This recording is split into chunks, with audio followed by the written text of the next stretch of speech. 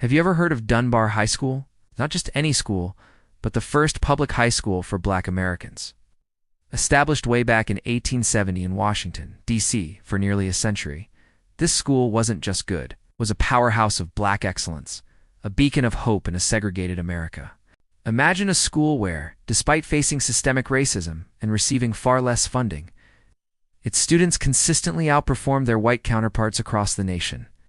The story of Dunbar is almost unbelievable. Its graduates didn't just go to college. They went to Harvard, Yale, and other Ivy League institutions, often on full scholarships. They became doctors, lawyers, scientists, artists, and leaders who shaped the country. We're talking about people like Charles R. Drew, who revolutionized blood storage techniques, saving countless lives during World War II, or Benjamin O. Davis, Jr., first Black general in the U.S. Air Force, and even the first Black woman to earn a Ph.D. in America. Sadie Tanner Mossal Alexander. How was this possible? It started with the teachers. Because professional opportunities were so limited for highly educated Black individuals, Dunbar attracted the best of the best. Many of its teachers held master's degrees and doctorates from top universities. They weren't just teaching, they were mentoring, instilling a sense of pride, discipline, and an unshakable belief in their students' potential.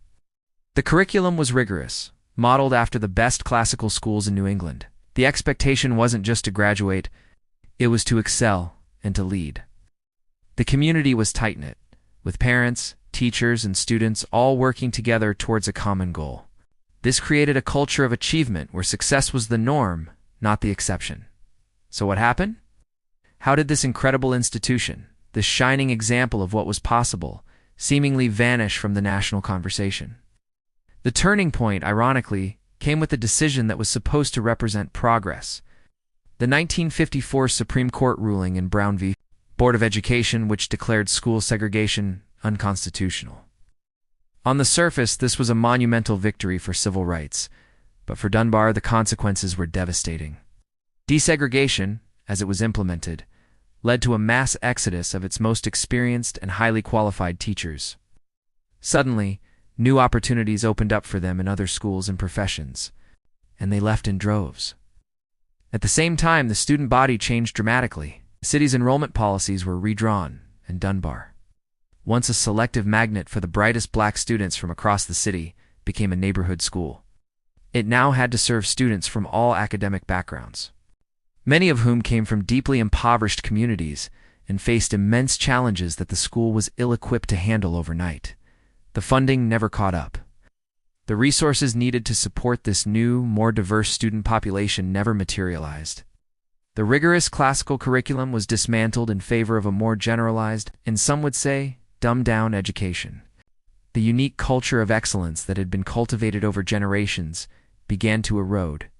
Standardized test scores plummeted. The school that once sent its graduates to the nation's top universities struggled to maintain its academic standing. It's a complex and heartbreaking story.